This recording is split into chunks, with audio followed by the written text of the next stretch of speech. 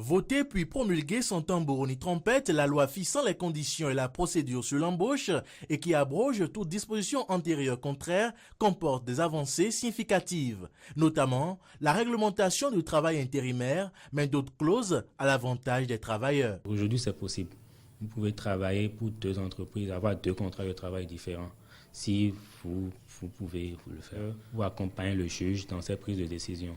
Aujourd'hui, la présence d'assesseurs est obligatoire. Ça peut être des syndicalistes, des représentants de travailleurs, en tout cas des gens qui maîtrisent en fait les réalités que vivent les travailleurs. Malgré ces avancées, cette loi est considérée comme un outil d'abaissement des normes du travail par les spécialistes. Et pour cause. Il y a l'engagement à l'essai. L'ancienne loi fixait une durée, 15 jours, 1 mois ou 3 mois selon votre catégorie professionnelle. On sait qu'après cette durée, soit vous êtes embauché officiellement ou vous êtes remercié. Mais là, l'engagement laissé à la discrétion de l'employeur, ça ne va pas du tout. Voilà, le renouvellement indéfini du contrat de travail à durée déterminée. À ce niveau-là, selon moi, c'est un lit fait à la précarité de l'emploi. Parce que le contrat à durée déterminée est le contrat qui arrange beaucoup plus les employeurs parce que beaucoup moins contraignant. Parce qu'on peut vous remercier à tout moment.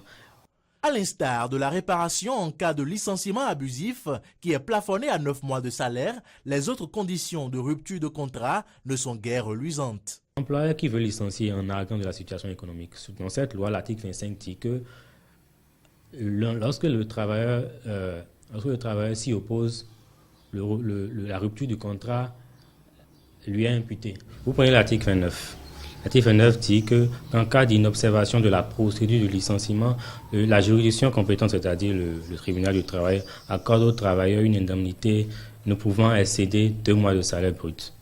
Vous voyez, 2 mois de salaire brut pour un employeur qui veut vraiment se débarrasser d'un travailleur, c'est rien selon moi. Cette loi n'est pas à l'avantage du travailleur. Une loi visiblement à l'avantage du patronat et qui sonne comme une punition pour les travailleurs et la jeunesse qui indexent l'inaction des syndicats. Lorsque quelque chose de nouveau, de révolutionnaire, d'innovant est institué, c'est pour rectifier un certain nombre de couacs, de problèmes.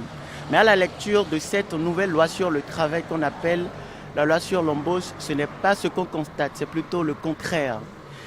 On ne peut pas me dire que le programme d'action du gouvernement ne place pas la jeunesse au centre de ses préoccupations. Si tel est le cas, pourquoi alors cette nouvelle loi? Qu'est-ce qui a motivé cette nouvelle loi? Les syndicalistes ont été laxistes, ils ont été passifs, ils ont laissé faire. Les syndicats, quant à eux, s'expliquent. Cette loi était encore un projet. La CSA Bénin avait commis un expert pour regarder le projet et faire ressortir tous les dangers possibles pour les emplois au Bénin. Ce document a été partagé à l'ensemble des députés et nous avions alerté l'ensemble des forces sociales pour dire nous sommes en train d'aller vers un tournant qui n'est pas un bon tournant pour le Bénin. Nous l'avons fait, nous avons saisi un certain nombre d'institutions dans ce pays.